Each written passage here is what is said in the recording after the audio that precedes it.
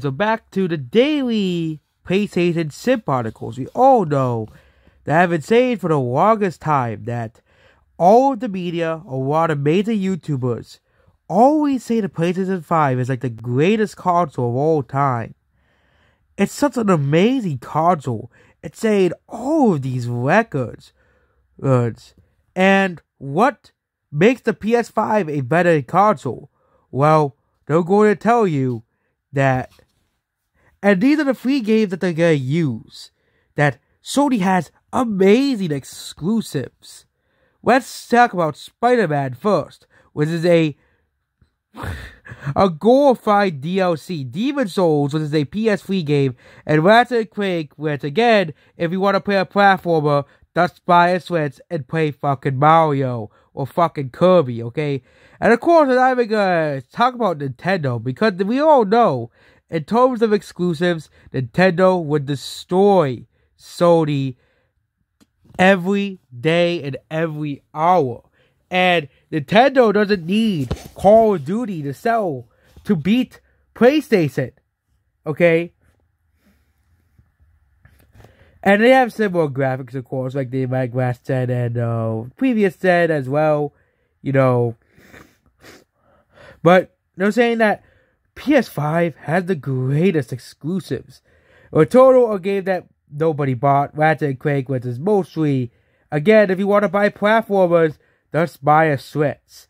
I just don't understand. They're acting like Ratchet & Clank ripped apart is this amazing masterpiece. It really isn't. I haven't played it, but it probably isn't compared to Mario, compared to Kirby. I don't compare it to the Xbox, but... And really, Demon Souls and a Spider-Man DLC, a glorified DLC that's being sold for $60, really competes with Halo Infinite, which is considered the best Halo game in years. Oh yeah, that totally competes. That totally competes with Halo Infinite. And now, Starfield coming out this year as well.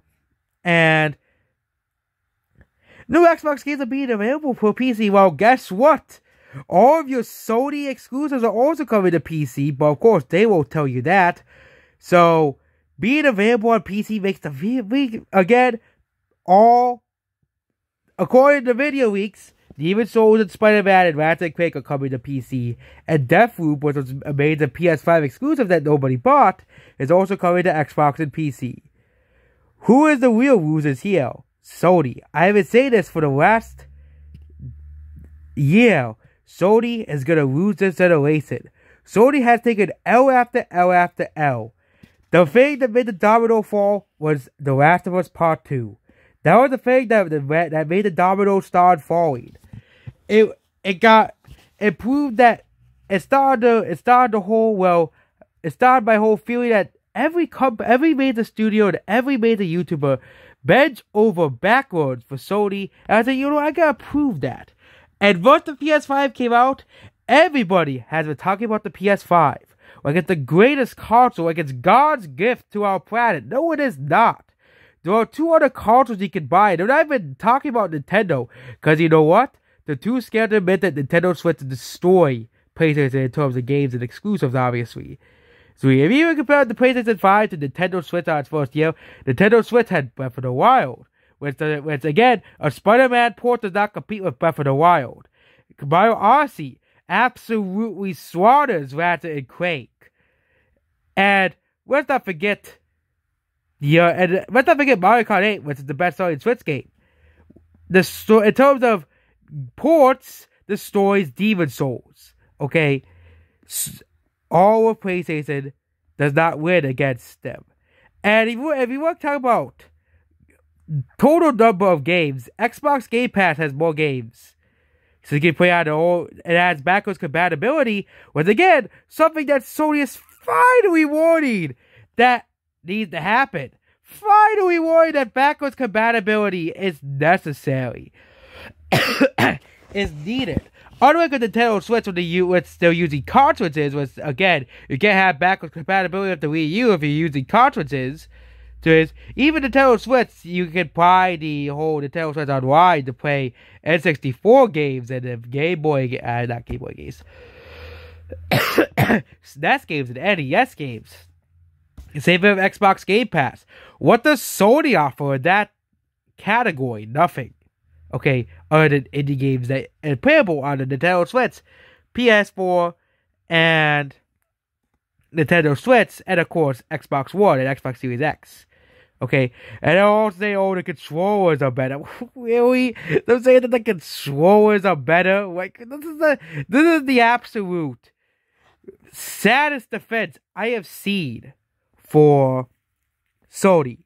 Okay, the absolute saddest defense for the worst selling console in America.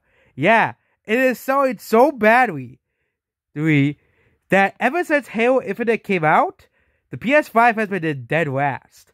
But, man, you have all these media sites and all these people on 4chan and stuff saying, oh, these days, it's the best selling console of December.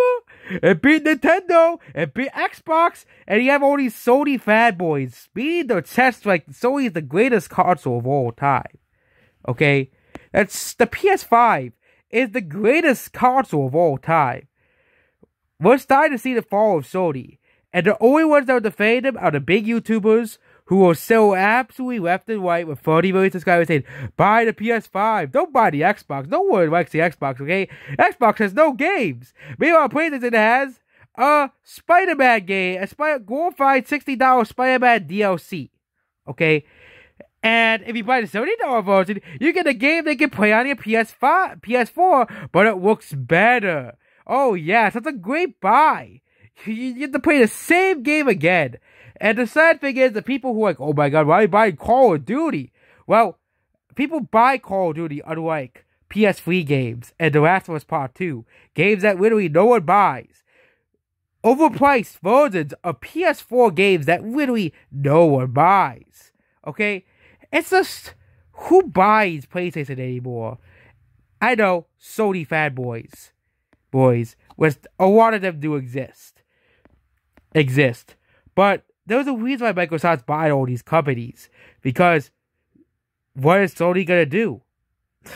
Nothing. Absolutely nothing. So we'll really wait to see how the story unfolds. But it is the saddest PlayStation 5 still article I have seen in a while.